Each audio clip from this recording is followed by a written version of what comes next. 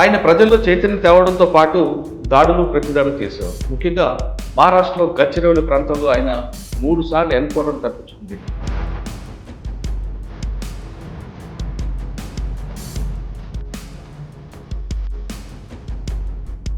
అనారోగ్య సమస్యలతోనూ లేదా ఆపరేషన్ కగారుకు భయపడి కొంతమంది జనజీవన శ్రమంలోకి వచ్చారు. ఆ విధంగా వచ్చిన వారిని పరిచయం చేసే ఈ కార్యక్రమంలో ఈరోజు మన గెస్ట్ బండి ప్రకాష్ గారు, యాజ్ ప్రభాస్.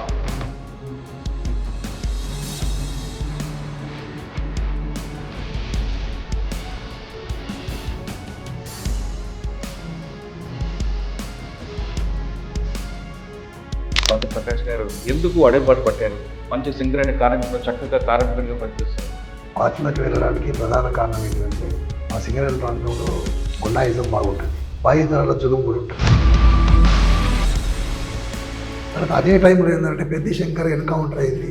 ఆ నక్సలైట్లు అని అంటే కొంత inspire.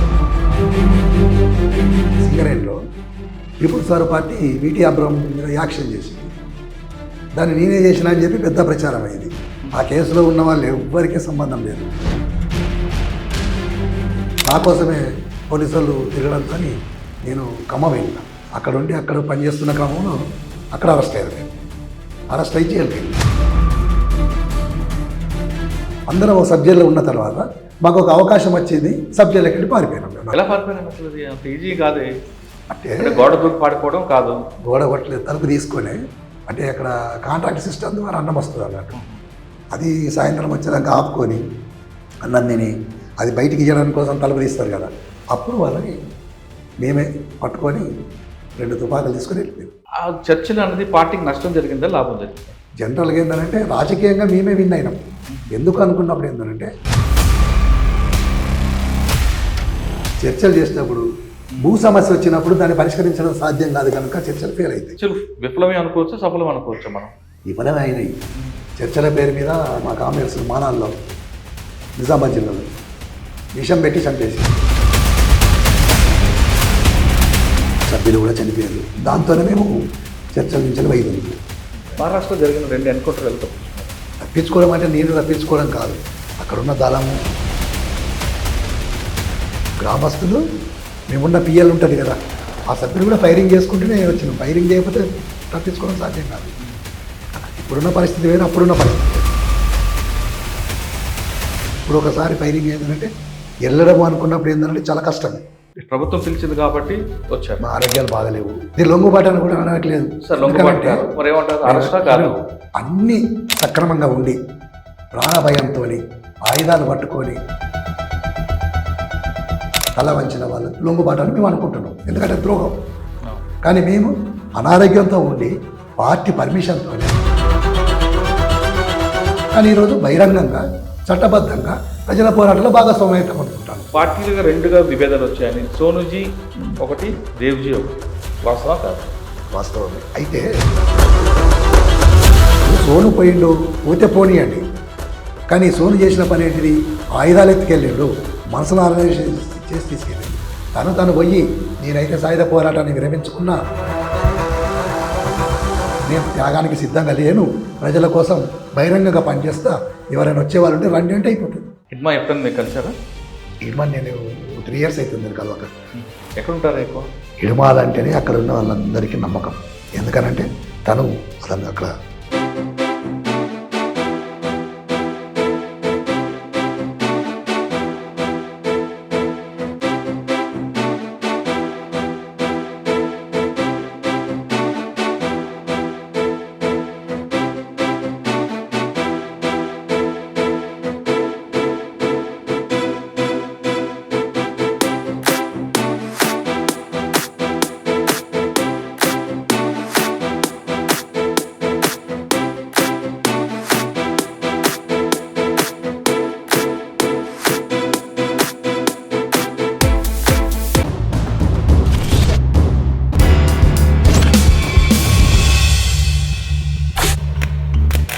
Welcome to I dream.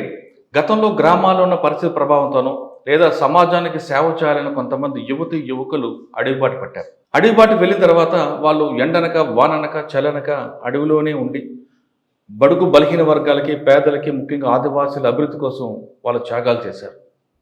ఒకవైపు పోలీసులు మరోవైపు క్రూరమృగాల మధ్యన వాళ్ళు అడవిలోనే ఉండి వాళ్ళకు కావాల్సిన సౌకర్యాలు కానీ వాళ్ళకు కావాల్సిన త్యాగాలన్నీ వాళ్ళకు కావాల్సిన అన్నీ కూడా విడిచిపెట్టి నిరంతరం వాళ్ళు కృషి చేశారు.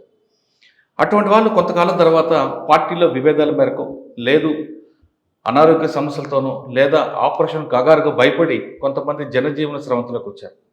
ఆ విధంగా వచ్చిన వారిని పరిచయం చేసే ఈ కార్యక్రమంలో ఈరోజు మన గెస్ట్ బండి ప్రకాష్ గారు, యాస్ ప్రభాస్. బండి ప్రకాష్ గారు సింగరేణి కార్మిక సమైక్యలో నాయకుడు. బండి ప్రకాష్ గారి పేరు చెప్తే బెల్లంపల్లి, సిర్పూర్, కాగజ్నగర్, ఆదిలాబాద్ జిల్లాల్లో అప్పట్లో ఉన్న పోలీసులకి నాయకులకి కొంచెం భయం ఉండేది.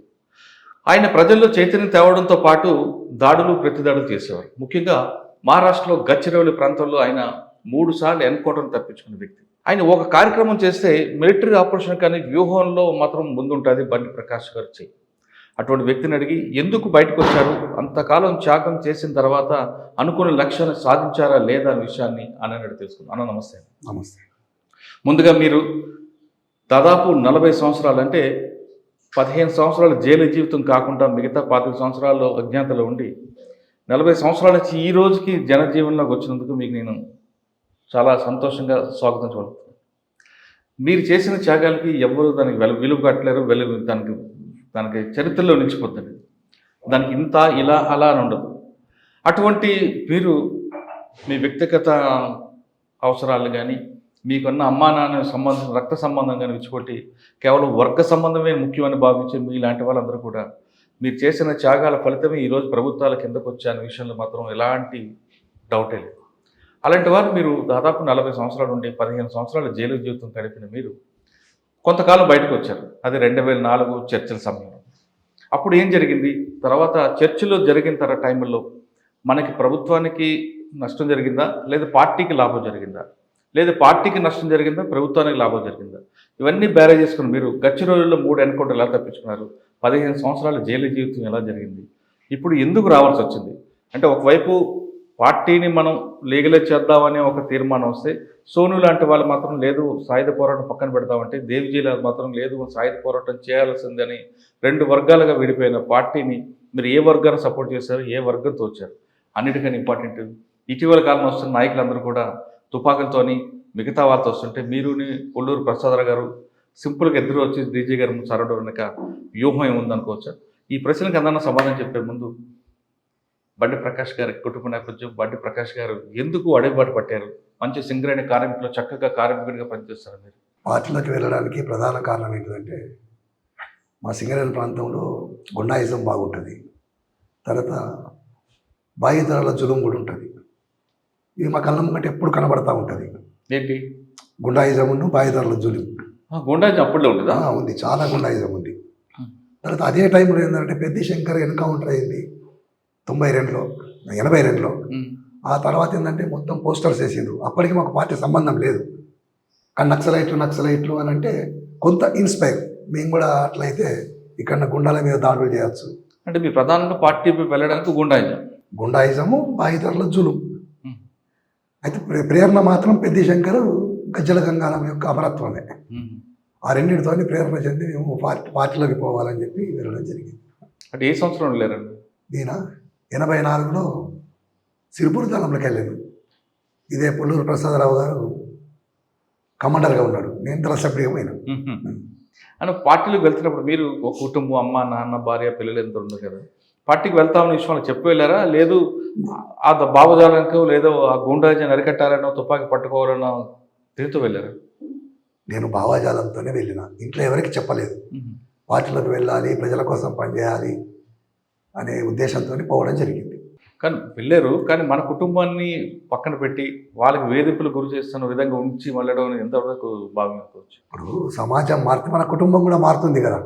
ముందు సమాజ మార్పు కోసం పోరాడాల్సిన అవసరం ఉంది, అందుకే పార్టీలోకి పోవడం జరిగింది. అచ్చా, అప్పుడు బాధ్యత ఎవరు మీకు? కొల్లూరు ప్రసాదరావు చంద్రన్న? కమాండర్ చంద్రన్నే. ఎంతకాలం ఉన్నారు? ఎక్కడికి మీ ప్రయాణం వెళ్ళకొనసాగింది? అంటే సిర్పూర్ నుండి అబూజ్మాట్ వరకు మీ ప్రయాణం ఎలా జరిగింది, మీ జర్నీ చెప్పండి. నేను సిరిపూర్లో వెళ్ళిన తర్వాత కొంత నాకు వెదరు అవన్నీ ప్రాబ్లం అయ్యి నేను మళ్ళీ ఒక 4 నెలల తర్వాత బయటికి రావడం జరిగింది. ఎందుకు? అక్కడ వాతావరణము దానికి కొద్దిగా తట్టుకోవడం కష్టం అనిపించింది. అడవిలోనా? అనిపించి నేను బయటకు వచ్చేసాను. బయటకు వచ్చి సింగరేణిలోనే పనిచేస్తాము అని చెప్పి అనుకున్నాను. ఆ టైంలో ఏంటంటే సింగరేణిలో పీపుల్స్ వార్ పార్టీ వీటీ అబ్రహం మీద యాక్షన్ చేసింది. దాన్ని నేనే చేసిన అని చెప్పి పెద్ద ప్రచారం అయింది. ఆ కేసులో ఉన్న వాళ్ళు ఎవ్వరికీ సంబంధం లేదు. అది పార్టీ, రహస్య పార్టీ, పీపుల్స్ వార్ పార్టీ చేసింది. మేము సీకాస అనేది అదొక ట్రేడ్ యూనియన్. అవును, సింగరేణి కార్మిక సమైక్య అది ఒక ట్రేడ్ యూనియన్. ఆ ట్రేడ్ యూనియన్లో పనిచేస్తూ ఉండేది. అంటే పోస్టర్స్ చేయడము, వాల్ రైటింగ్ చేయడము, బస్తీ క్యాంపెయిన్స్ చేయడము, ఇలాంటివి చేస్తూ ఉండేది. అట్లా మేము అక్కడికి వచ్చిన తర్వాత ఈ కేసు గురించి నా కోసమే పోలీసు వాళ్ళు తిరగడంతో నేను ఖమ్మం వెళ్ళినా, కొత్తగూడెం. అక్కడ ఉండి అక్కడ పనిచేస్తున్న క్రమంలో అక్కడ అరెస్ట్ అయ్యాను. నేను అరెస్ట్ అయ్యి జైలుకి వెళ్ళినా, వరంగల్ జైలుకు. వరంగల్ జైలుకి వెళ్ళిన తర్వాత 88లో మా కేసు ట్రయల్ ఉండేది. ట్రయల్ కోసం ఆదిలాబాద్ సబ్ జైలుకి వెళ్ళాను.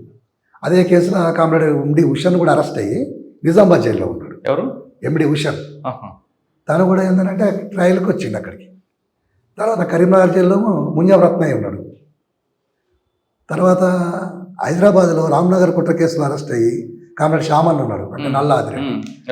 వీళ్ళ కేసు కూడా ట్రయల్ ఉంది. వీళ్ళతో తపాలపూర్ పీతాంబరావు కేసు, మాధవ్ వీటీ అబ్బరావు కేసు.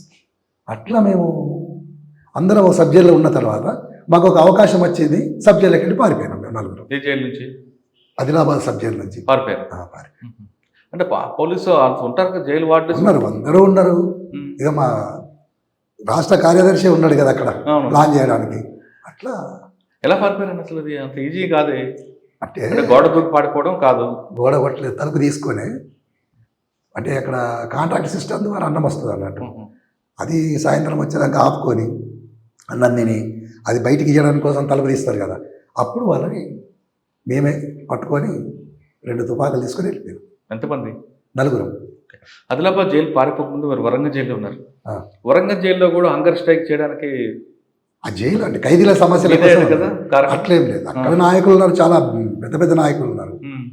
అప్పుడు ఆ జైల్లో చాలా పెద్ద నాయకులు ఉన్నారు. మన అమరుడు సంతోష్ రెడ్డి కూడా ఉన్నాడు ఆ జైల్లో. మీరు ఎక్కువగా అట్లేం లేదు. ఇప్పుడు అందరం కలిసి చేస్తాము, ఒక్కరి ద్వారా ఏది సాధ్యం కాదు. అందరు లేకపోతే అది. అంటే వరంగల్లో హంగర్ స్ట్రైక్ చేయడానికి కారణం ఏంటి? ఖైదీల సమస్యల కోసము. తర్వాత ఏంటంటే జైలు అధికారులు ఖైదీలను విచ్చలవిడిగా కొట్టడము, సింగిల్ సెల్స్లలో వేయడము, తర్వాత మనకు రావాల్సిన రేషన్ గురించి, తర్వాత కొన్ని ఇంకా స్పెషాలిటీస్ కల్పించాలని చెప్పి, అంటే జైలు మాన్యువల్ అమలు చేయాలని చెప్పి అట్లా మనం చేయడం జరిగింది. అక్కడి నుంచి వరంగల్ ఆదిలాబాద్ జైలు, ఆదిలాబాద్ జైల్లో సబ్ జైలు కలవడం, బయటికి రావడం. బయట జైలు నుంచి బయటకు వచ్చి అజ్ఞాతం వెళ్ళిపోయారా? మళ్ళీ జైలు నుంచి బయటకు వచ్చినాక నేను మంగిదళంకి వెళ్ళినా. మంగిదళంలో అప్పుడు గంధం రామస్వామి సాగర్ అనే పేరుతో కార్యదర్శి ఉన్నాడు.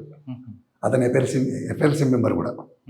తనతో కొద్దిగా ఘర్షణ వచ్చి నేను మళ్ళీ సింగరేణికి వచ్చిన పనిచేద్దామని. వచ్చిన తర్వాత ఏమైందంటే సింగరేణిలో పరిస్థితులు చాలా సీరియస్గా ఉన్నాయి, ఇక్కడ చేయడం కష్టం అని చెప్పి నేను హైదరాబాద్ వచ్చిన. హైదరాబాద్ వచ్చిన తర్వాత ఇక్కడి నుంచి నేను శ్యామన్నకు ఉత్తరం రాసిన, నేను ఇట్లా పార్టీలో మళ్ళీ చేయాలనుకుంటే ఇట్లా జరిగింది.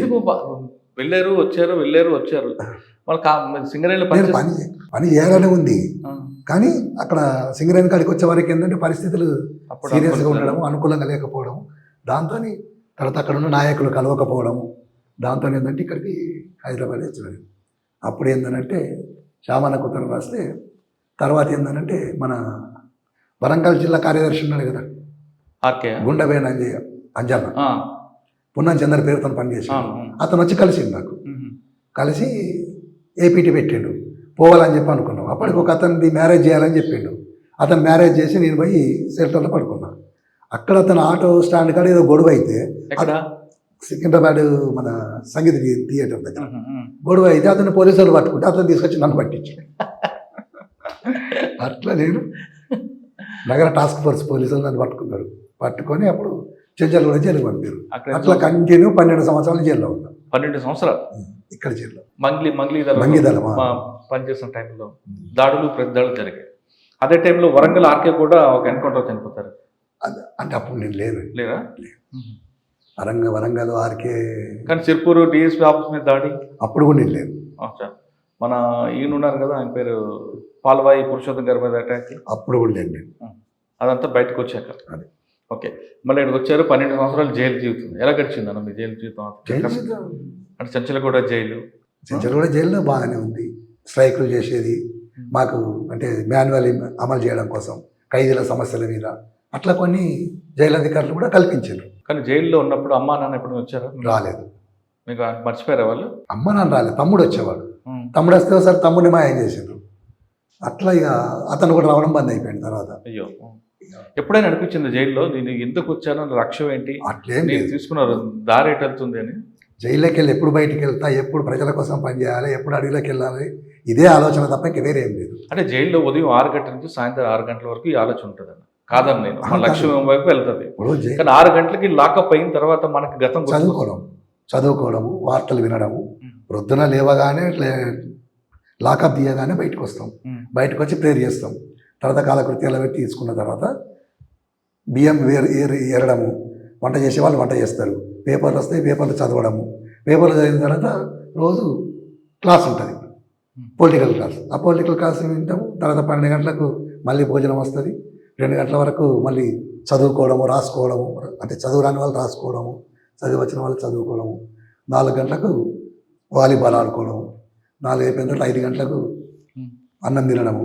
మళ్ళీ 6 అయిన తర్వాత మళ్ళీ ప్రేయర్ చేసి లాకప్ కావడం. లాకప్ అయిన తర్వాత ఎవరిది వాళ్ళు చదువుకోవడం, లేకపోతే వార్తలు టీవీ వార్తలు వస్తాయి కదా, టీవీ వార్తలు వచ్చిన తర్వాత ఎవరు వాళ్ళు చదువుకోవాలి. 9 అయిందంటే ఎక్కడ వాళ్ళు అక్కడ పడుకోవాలి. అంతే. 10 సంవత్సరాల తర్వాత జైలు నుంచి బయటకు వచ్చారు. జైలు నుంచి బయటకు రాగానే తమ్ముడు వచ్చాడా లేదా మన పార్టీ వాళ్ళు వచ్చారా? తమ్ముడు వచ్చిండు, పార్టీ వాళ్ళు. తిరిగి ఇంటికి వెళ్ళారా లేదా అడవిలోకి వెళ్ళారా? నేనా చర్చల కాలం అంతా ఇక్కడే ఉన్నాను. 2004 టైం ఇక్కడే ఉండి తర్వాత వెళ్ళిపోయాను. నేను ఇంటికి పోలే. చర్చలు మీరు ప్రభుత్వానికి పార్టీ మధ్య చర్చలో మీరు కూడా కొంత మీ షేర్ అంటే మేము ముగ్గురము నిర్వహణ కమిటీ. ఎవరెవరు? నేను, డప్పు రమేష్, గంగన్న అంటే నూనె నరసింహరెడ్డి. మేము ముగ్గురము. అంటే ఇక్కడ కొన్ని స్తూపాలు కట్టించడము, తర్వాత స్టేజీలు అరేంజ్ చేయడము, జనార్దన మండలి ప్రోగ్రామ్స్ ఇప్పించడము, అంటే మొత్తం సిటీ మొత్తంలో అట్లా చేయడము. తర్వాత వచ్చిన వాలంటీర్స్కి వాళ్ళని సదుపాయాలు చూడడము, మీటింగ్ పర్మిషన్స్ కోసం పోవడము, తీసుకురావడం. ఇది మా నిర్వహణకు సంబంధించిన. అంటే మీకు ఇచ్చిన తర్వాత వీళ్ళందరూ కూడా పెద్ద దోరణాల దగ్గర వచ్చారు. దోరణాల దగ్గరికి మీరు వస్తారని మీకు తెలుసా ముందు? చిన్నారొట్ల నుంచి బయటకు వచ్చిన. చిన్నారొట్ల, దోరణాల దగ్గర చిన్నారొట్ల. మేము డైరెక్ట్ మేమే పోయినాం కదా తీసుకురావడానికి. అంతే. అంటే అక్కడికి వస్తారని మీకు సమాచారం? అడవిలోకి వెళ్ళి తీసుకొచ్చినాం మేము. ఓకే, తీసుకొచ్చారు. 4 రోజులు 3 రోజులు ఉన్నట్టున్నారు కదా ఇక్కడ? ఉన్నాం ఎక్కువనే. ఇక్కడ ఫస్ట్ వచ్చిన రోజే కొంతమంది బిర్యానీ తినడంతో వ్యతిరేకం వచ్చింది. ఎందుకు? బిర్యానీ మేము ఎప్పుడు తినలేదే. నేను కూడా ఉన్నా కదా మంజీరా గెస్ట్ హౌస్, కానీ బిర్యానీ ఏం తినలేదు. మనం అడవులు ఏం తింటామో అదే తిందాం, మనకి ఇక్కడ ఈ పట్టణ భోజనం వద్దని వ్యతిరేకించారు. అట్లా వ్యతిరేకించలేదు, కానీ బిర్యానీ కానీ లేకపోతే మటన్ కానీ తినాలంటే సండే రోజు ఒక రోజు తినాలి అంతే తప్ప ఎప్పుడు పడితే అప్పుడు పెడుతున్నారు అని చెప్పి తినొద్దు అనేది అట్లా మేము మాట్లాడుకో. పద్ధతి ఉంటుంది కదా దేనికైనా. ఆ పద్ధతి ప్రకారం మా లీడర్స్ ఉన్నారు కదా, మా నాయకులు చెప్తారు కదా. ఆ చర్చలు అనేది పార్టీకి నష్టం జరిగిందా లాభం జరిగిందా? ఇప్పుడు చర్చలు అంటే ఒక విధంగా ఏంటంటే చర్చలకు రావాలని చెప్పి ప్రజలు కూడా కోరిండ్రు. తుపాకులు వదిలిపెట్టద్దు, చర్చలు మాత్రం చేయాలి గవర్నమెంట్కు. ఇప్పుడు చర్చలు అనేవి ఏంటిది? ప్రజల కోసం మేము పనిచేస్తున్నాం, ప్రజల కోసం మీరు పనిచేస్తున్నాం అని చెప్పి మాట్లాడుతున్నారు కదా. అందుకని ప్రజల సమస్య మీద చర్చ చేద్దాం. అట్లా చర్చలు అనేవి నడుస్తున్న క్రమంలో జనరల్గా ఏంటంటే రాజకీయంగా మేమే విన్ అయినాం. ఎందుకు అనుకున్నప్పుడు ఏంటంటే ఎప్పుడు కూడా ఏ రాజ్యమైనా కూడా, అంటే ఏ ప్రభుత్వమైనా చర్చలు చేసినప్పుడు భూ సమస్య వచ్చినప్పుడు దాన్ని పరిష్కరించడం సాధ్యం కాదు కనుక చర్చలు ఫెయిల్ అవుతాయి. అంతే, అదే జరిగింది అప్పుడు. అంటే చర్చలు విఫలమే అనుకోవచ్చు, సఫలం అనుకోవచ్చు? మనం విఫలమే అయినాయి. చర్చల పేరు మీద మా కామ్రేడ్స్ మానాల్లో నిజామాబాద్ జిల్లాలో విషం పెట్టి చంపేసిండ్రు. మొత్తం డీసీ మెంబర్లతో సహా కమాండర్లు సభ్యులు కూడా చనిపోయారు. దాంతోనే మేము చర్చల నుంచి వైదొలిగినాం. చర్చల కాలంలో పద్ధతి అట్లా చేయద్దు కదా, సీజ్ ఫైర్ కదా, మొత్తం కాల్పుల విరమణ లెక్కనే ఉన్నప్పుడు అట్నే ఉండాలి కదా పద్ధతి ప్రకారం. కానీ వాళ్ళు నిజామాబాద్లో జైల్లో కాదు, నిజామాబాద్ దగ్గర మానాలి అనుకుంటారు కదా మీరు చెప్పేది, అదేనా? అదే విషయం పెట్టి చంపేసింది. అది ఆరోపణ నిజం అంటారా? నిజమే, అబద్ధం. అబద్ధం ఏదో చెప్తాం. అంతమంది ఇప్పుడు చర్చలు జరుగుతున్న క్రమంలో మేమేం అంటే పోలీసుల మీద దాడులు చేయం కదా.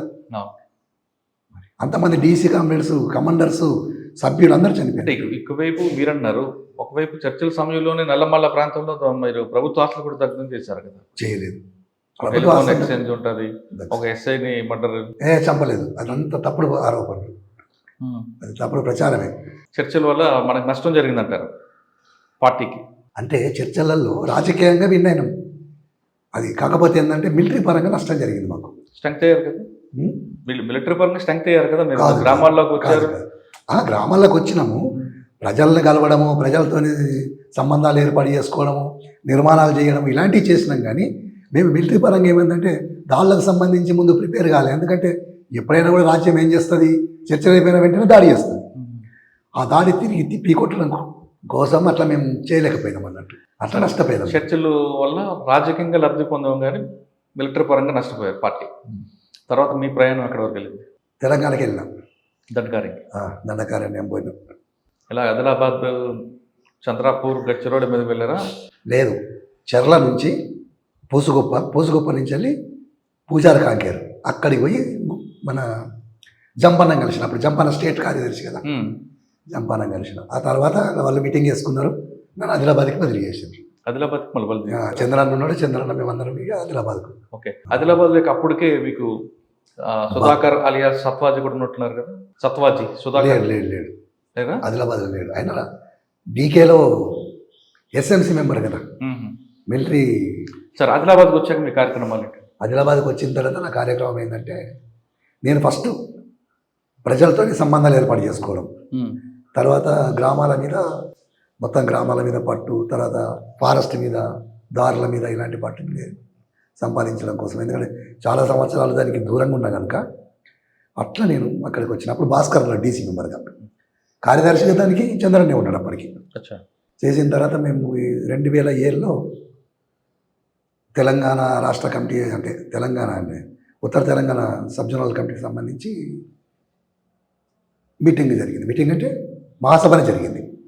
ఆ మహాసభలో మళ్ళీ ఒకసారి ఏంటంటే మళ్ళీ ఆదిలాబాద్కి వచ్చినాం. మహాసభ అయిపోయినాక వచ్చిన తర్వాత అంటే అప్పుడు పోలీసుల నిర్బంధం ఉంది కదా మీకు? ఉంది.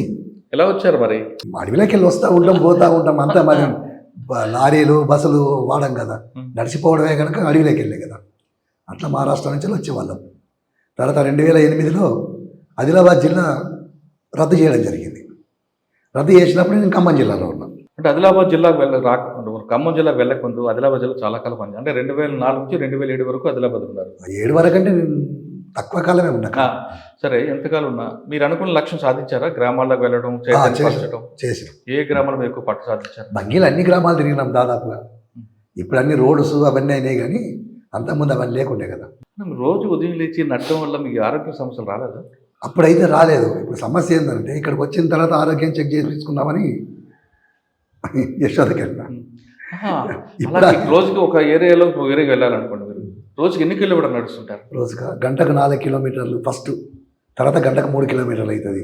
అట్లా ఏరియా ఎంత దూరం ఉన్న దాన్ని బట్టి 3-4 గంటలు నడుస్తాం. అంటే రోజుకి ఎన్ని కిలోమీటర్లు? కనీసం 5-6 కిలోమీటర్లు నడుస్తారు. ఎక్కువ నడుస్తాం పరిస్థితులు బట్టి. ఒకవేళ పోలీసులు ఎన్కౌంటర్లు స్టార్ట్ అయింది, కాల్పులు స్టార్ట్ అప్పుడు 10 గంటలైనా నడవాల్సిందే. రూట్ ఎలా తెలుస్తుంది మీకు?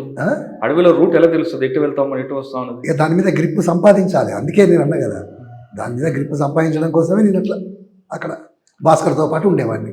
అంటే మీరు ఆదిలాబాద్ జిల్లాలో ఏ మూడు నుంచి వచ్చిపెట్టినా పాయింట్కి రాగలరు? అట్లా రావడం కోసమే కదా అట్లా ఉండేది. ఓకే, ఖమ్మం జిల్లాలో ఏంటి మీ టార్గెట్? ఖమ్మం జిల్లాలో కూడా నేను ఇదే, నా పరిస్థితి ఇదే. ఖమ్మంలో కూడా ఏంటంటే నేను చెర్లా తర్వాత అటు శబరి ఏరియాలో తిరుగుతూ ఉండేది. అక్కడ డీసీ వాళ్ళు ఉండేది, వాళ్ళతో పాటు నేను ఆ ప్రజల దగ్గరికి పోయేది, మీటింగ్లు చేసేది. కమిటీలు ఉంటే కమిటీలు వాళ్ళే మాట్లాడేవాళ్ళు. నేను ఆ ప్రాంతం ఎట్లా పోవడం, ఎట్లా రావడం అని చెప్పి ఆ దారులు గుర్తుపెట్టుకోవడము, ప్రజలతో సంబంధాలు ఇట్లా చేసిన. అంటే మీకు ఆదిలాబాద్ జిల్లాలో ప్రజల సపోర్ట్ ఎక్కువ ఉందా, ఖమ్మం జిల్లాలో ఎక్కువ ఉందా సార్ ప్రజల నుంచి? ఇప్పుడు ఎక్కడ పార్టీ ఉంటే అక్కడ సపోర్టే ఉంటుంది. ఆదిలాబాద్ జిల్లాలో ఇప్పటికీ పార్టీ సపోర్ట్ చేస్తారు ప్రజలు. ఎందుకంటే పార్టీ ఉంటేనే వాళ్ళకి అక్కడ చాలా అంటే అంటే వాళ్ళు అనుకునే అన్నీ సాధించగలుగుతారు. లేకపోతే ఏమవుతుందంటే ప్రభుత్వం వాళ్ళ మీద దాడులు చేయడము, ఇప్పుడు టైగర్ జోన్ అనే పేరు మీద వెళ్ళగొట్టడము, లేకపోతే ఎస్టీలో లంబాడి వాళ్ళని కలపడము, రకరకాల సమస్యలనే వాళ్ళకు. సో ఖమ్మం జిల్లాలో సమస్య ఏంటో? ఖమ్మం జిల్లాల సమస్య అక్కడ కూడా ఏంటంటే అక్కడ ఎస్టీ సమస్య లేదు, కానీ అక్కడ ఏంటంటే భూమి సమస్య అందరికీ. అట్లా మేము భూమి ఇప్పించడం జరిగింది చాలామందికి. అంటే పోడు భూములు, పోడు భూములు అవన్నీ వాళ్ళు కొట్టిన భూములన్నీ అట్లాంటివి చేయడం జరిగింది. మీరు భూములు ఇప్పిస్తారు, అక్కడ పని దున్నేవాడిదే భూమి అని చెప్తున్నారు, ఆ నినాదం ఇప్పించారు. కానీ అది పట్టాలు లేని భూమి, దానికోసం కూడా కొట్లాడాలి. కొట్లాడకుంటే ఏది రాదు. ఎవరైనా కూడా మనం కొట్లాడాల్సిందే. ఇప్పుడు భూమి కావాలని అప్పుడు కొట్లాడారు. అప్పుడు ప్రభుత్వ భూములన్నీ దాని అవసరం అనుకుంటే ఎర్ర జెండాలు పాతి ప్రజలందరినీ తీసుకెళ్ళి అక్కడ చెట్లు అవన్నీ కొట్టేసి మనిషికి 2 ఎకరాలు 3 ఎకరాలు 4 ఎకరాలు 2 ఎకరాలు ఇట్లా అసలు లేదు కనుక అట్లా ఇవ్వడం జరిగింది. రేపు పొద్దున మనం బలంగా ఉన్నంతసేపు నడుస్తుంది. అది మనం కొద్దిగా బలహీన పడ్డప్పుడు, అంటే ప్రభుత్వం పై చేయనప్పుడు వీటి పట్టాలు కావాలంటే మళ్ళీ ఫైట్ చేయాల్సిందే. కానీ మీరు కొట్టింది ఫారెస్ట్ భూమి కదా, అడవి భూమి. అడవి ఒక ప్రజలకు కావాల్సింది కదా, అటవీ భూమి. చూడండి, అడవి అని అంటే ఇప్పుడు చాలా మందికి అర్థం కాదు ఏంటంటే అడవి కొట్టడం అని అంటే అడవిని కొట్టి మేము స్మగ్లింగ్ చేయడం లేదు డబ్బుల కోసం, వాళ్ళు బ్రతకడం కోసం మాత్రమే అడవి కొడుతున్నాం. అడవిని కాపాడేదే మేము. అక్కడ ఆదివాసులు కాపాడతారు, దానికి నాయకత్వం వహిస్తున్న మావోయిస్టులు కాపాడతారు. దాని ఏదో టేక్ కర్రలు కొట్టడము, రకరకాల కర్రలు కొట్టి వ్యాపారం చేయడము, బయటికి పంపించడము, ఇలాంటివి చేయము. అంటే మీ ఉద్దేశం మంచిదే, కానీ అడవిలోకి జనంలోకి రావడం వల్ల ఆ జంతువులన్నీ కూడా రోడ్డు మీద రావడం అదొక కాంప్లెక్స్ వస్తుంది కాదు. అట్లా రాలేదు ఎప్పుడు జంతువులు. ఇప్పుడు అడవిలోకి ఉండాల్సిన జంతువులు రోడ్డు మీద గ్రామాలకు ఎందుకు వస్తున్నాయంటే జనం వెళ్ళి అక్కడ పంట చేయడం బట్టి అవి ఉనికిని కోసం లేదా ఆకలి కోసం ఇటు వస్తున్నాయి కదా. లేవు. ఇప్పుడు ఆదిలాబాద్ జిల్లా ఉంది ఉదాహరణకు. ఇప్పుడు ఆదిలాబాద్ జిల్లాలో మేము బలహీనంగానే ఉన్నాం. వస్తాం 4 నెలలు వస్తాం, 3 నెలలు వస్తాం, లేదా ఒక్కోసారి 6 నెలలు వస్తాం, తర్వాత మళ్ళీ డీకేకి వెళ్ళిపోవడం జరుగుతుంది. కానీ ఇప్పుడు ఆదిలాబాద్లో ఉన్న అడవిలో టేక్ అంతా కొట్టేసిండ్రు, మొత్తం స్మగ్లింగ్. అంటే మీరుంటే జరిగేది కాదు కదా, ఆపేవాళ్ళం కదా. మరి ప్రభుత్వం ఎందుకు ఆపలేదు దాన్ని? నక్సలైట్లను చంపాలనే ఒక ఆలోచనే తప్ప మరి ఇదంతా జరుగుతుంది, మొత్తం అడివంతా నాశనం అయిపోయింది. మీరు వెళ్ళి చూడండి కావాలంటే. ఆదిలాబాద్ జిల్లా అంటే మీరు అన్న టేకు కొట్టింది, స్మగ్లింగ్ అవకాశం కల్పించింది అంటారు. కానీ ఖమ్మంలో కూడా టేకు కర్ర కొట్టనివ్వలేదు. అక్కడ ఆదిలాబాద్ జిల్లాలో ఫారెస్ట్ విలేజ్ పెరగడానికి, లేదంటే చంద్రాపూర్ నుంచి పులులు ఆదిలాబాద్ రావడం, కవ్వాల్ టైగర్స్ రావడానికి ఒక కారిడార్ ఏర్పాటు చేసింది కదా ప్రభుత్వం. అవి మీరు చేయకపోయినా వస్తాయండి, ప్రతి సంవత్సరము వస్తాయి, మళ్ళీ వెళ్ళిపోతాయి. ప్రభుత్వం చేసేది ఏముండదు అందులో.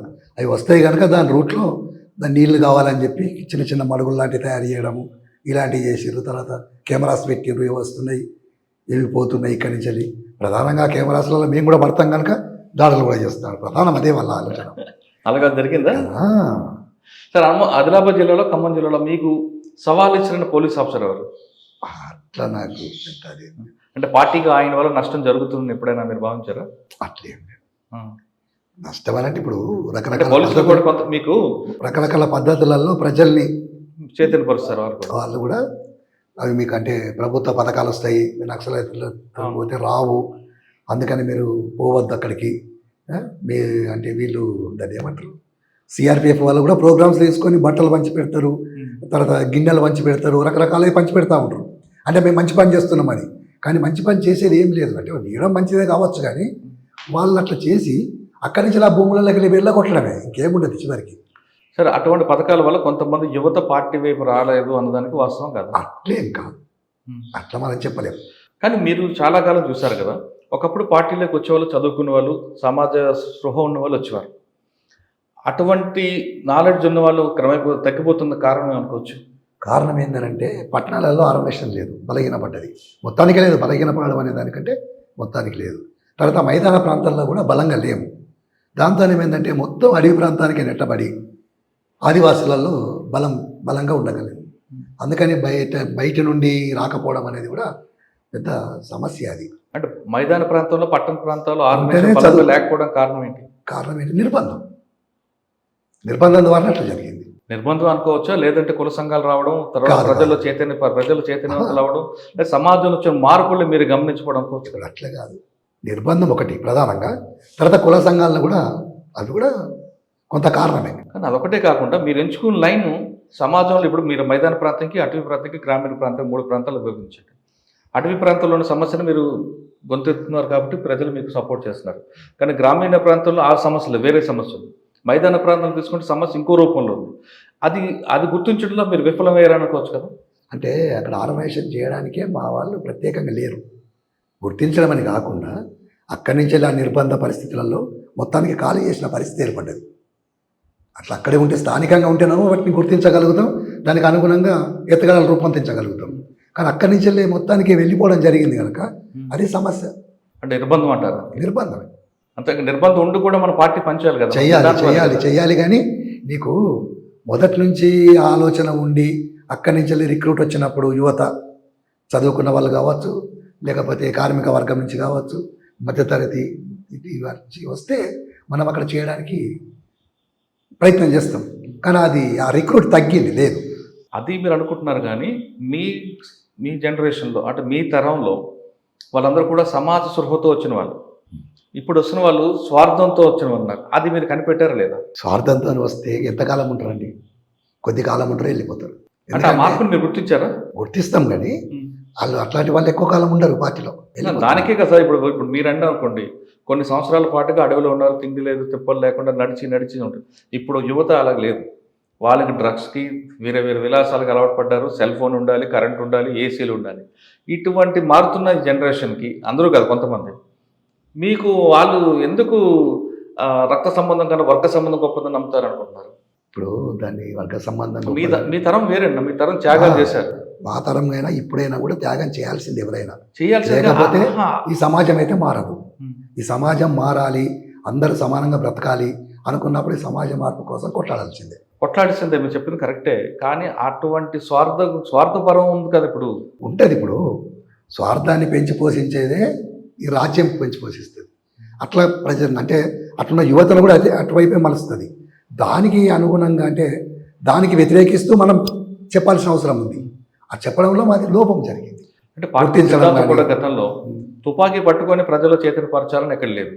మనం కూడా ప్రజల చైతన్యపరచడానికి మాటల ద్వారా చేయించు, ప్రశ్నించే తత్వం చేయొచ్చు అనేది ఒక సిద్ధాంతంలో ఒక భాగం. కానీ తుపాకీ పట్టుకుంటేనే చేయాలనేది ఇక్కడ రూల్ ఉందా? అట్లా కాదు, రూల్ లేదు. కానీ మనం పనిచేస్తున్న క్రమంలో మన మీద దాడులు చేస్తారు. దాడులు చేసినప్పుడు మనం దాన్ని ఎదిరించాలన్నా లేదా? ఎదిరించాలంటే మనం కూడా వాళ్ళు కర్ర పడితే కర్ర పట్టాల్సిందే, వాళ్ళు తుపాకీ పడితే మనం తుపాకీ పట్టాల్సిందే. ఎందుకంటే ఈ రాజ్యాన్ని కాపాడడం కోసం ఒక సైన్యం ఉంది కదా, పోలీస్ వ్యవస్థ. కానీ ప్రజలకు ఓ సైన్యం అనేది లేదు కదా. అందుకే ప్రజా విముక్తి గెరిల్లా సైన్యం అనేది ఏర్పాటు చేసినాం. అనుకున్నప్పుడు దానికి వెపన్స్ అవసరమే కదా.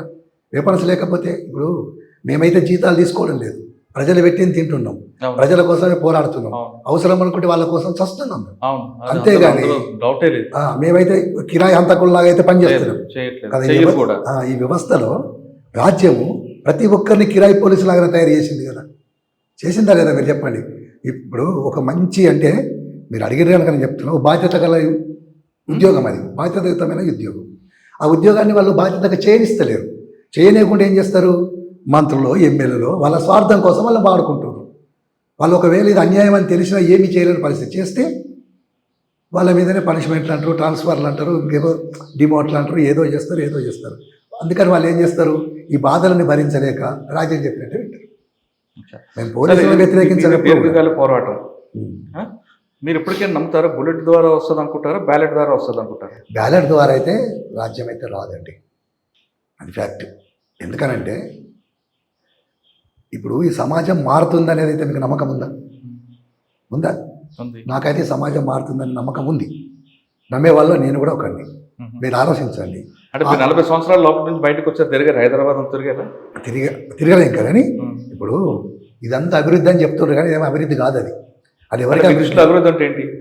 మీ దృష్టిలో అభివృద్ధి అంటే ఏంటి? అభివృద్ధి అంటే ఏంటి అని అంటే ప్రజలు ఎప్పుడు కూడా ప్రజలు దేనికి కూడా అంటే ఏమీ లేకుండా ఉండకుండా ఉండాలి. ప్రజలకు కావాల్సింది ఏంటంటే కడుపు నిండా తిండి కదా, ఒంటి నిండా బట్టలు, వాళ్ళు కంటి నిండా నిద్రపోవడానికి ఒక ఇల్లు. వీటితో పాటు ఏం కావాలి? వాళ్ళ పిల్లలకు విద్య కావాలి, అట్లాగే వాళ్ళ కుటుంబాలకు వైద్యం కావాలి. ఇవన్నీ ప్రజలు ఏమంటున్నారు అంటే ఇవి మాకు ఉట్టిగా ఇవ్వకండి, మేము సోమరిపోతులం కాదు, మాకేదో ఉచితాలు అవసరం లేదు, మేము సర్వ సంపదలు మా శ్రమశక్తులను సృష్టిస్తాం, దానికి సరి అయిన వేతనాలు ఇవన్నీ మేము అనుకుంటాం. బస్ అంతే.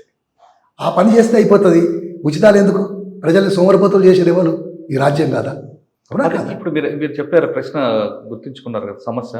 ఆ సమస్యను మీరు మైదాన ప్రాంతాల్లోకి వచ్చి జనజీవంలో కలిసి పార్లమెంట్ ఎన్నిక తరహాలో మీరే పోటీ చేసి మీరే అటువంటి చైతన్యపరచచ్చు కదా. ఈ సిస్టమ్ అట్లా మారదు.